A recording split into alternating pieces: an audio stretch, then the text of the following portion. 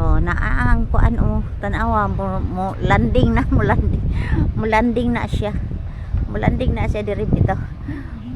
Mo kuan na siya, mo dock na siya diri, mo na siya na mura siya panggirang. Mura siya panggirang nga barko, no, di ba? Ambot lang kun di ba ni siya naa siya flag. Unsay flag niya? Ato kun lang taon. Murag Philippines. Kuyawa, no. Kuyawa.